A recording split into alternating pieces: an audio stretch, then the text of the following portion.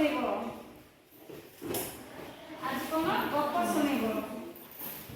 କି ଗପ ଶୁଣିବ ନା ପ୍ରକୃତ ବନ୍ଧୁ। ବନ୍ଧୁ ବନ୍ଧୁ ମାନେ କଣ ସାଙ୍ଗ।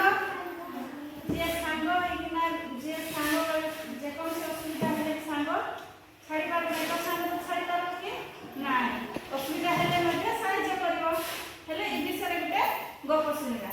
ମୁଁ କହିବି ଗପ ଶୁଣିବ। ଚାଲ ଆରମ୍ଭ କରିବା। ଗପର ନାଁ ହେଉଛି ପ୍ରକୃତ ବନ୍ଧୁ। ଦୁଇ ଜଣ ବନ୍ଧୁ ଥିଲେ ଜଙ୍ଗଲରେ। ଭାଲୁଟିଏ ଥିଲା। ସେ ରାସ୍ତା ଜଙ୍ଗଲ ଦେଇକିନା ସେ ରାସ୍ତା ଥିଲା। ସେଠି ଭାଲୁଟିଏ ଥିଲା। ଦୁଇ ଜଣ ରାମ ଏବଂ ଶ୍ୟାମ ଥିଲେ। ଦୁଇ ଜଣ ବେଶୀ ସାଙ୍ଗ ଥିଲେ। ରାମ ଟିକେ ବହୁତ ଚତୁର, ଟିକେ ଚାଲାକ ଥିଲା। ରାମ ଯେତିକିବେଳେ ତା ମା କହିଥିଲା ଯେ ପରିବା ସରିଯାଇଛି କିଛି ପରିବା ଆଣିବା ପାଇଁ ପଠେଇଲା। ହେଲେ ଗାଁ ହାଟ ଟିକେ ଦୂରକୁ ଥାଏ। ଜଙ୍ଗଲ ରାସ୍ତା ଦେଇ ଯିବାକୁ ପଡ଼ିଥାଏ। ହେଲେ ତା ସାଙ୍ଗକୁ କହିଲା ଯିବା ଚାଲ। ବାଟରେ ଯାଉ ଯାଉ ଜଙ୍ଗଲଟିଏ ପଡ଼ିଲା ରାସ୍ତା ପାଖରେ। ରାସ୍ତାରେ ଜଙ୍ଗଲଟିଏ ପଡ଼ିବାରୁ ସେ ଶ୍ୟାମ ଡରୁଥାଏ।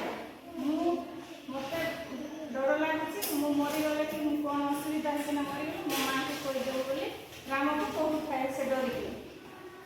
ତାପରେ ଯେତେବେଳେ ସେ ମଝି ରାସ୍ତାରେ ଗଲା ପରେ ସାଉଣ୍ଡ ହେଲା, ଗୋଟେ ଶବ୍ଦ ଆସିଲା। ଜଙ୍ଗଲ ଭିତରୁ ଗୋଟେ କ'ଣ ଆସିଲା? ଶବ୍ଦ ଆସିଲା।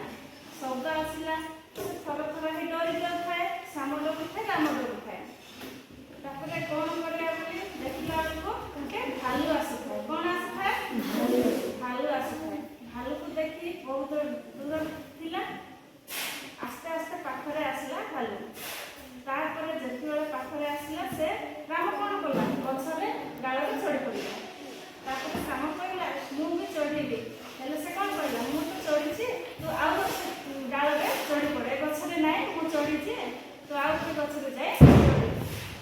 ତାପରେ ସେ କହିଲା ପାଖରେ ପୁରା ପାଖରେ ପଳାଇ ଆସିଲାନି। କିଏ? ଭାଲୁ। ଯେତିବେଳେ ପାଖରେ ଆସିଲା ସେତିବେଳେ ସେ ଉପର ମୁହଁ ଦେଇ ଶୋଇ ପଡ଼ିଲା। କିଏ? ଶ୍ୟାମ ଶୋଇ ପଡ଼ିଲା।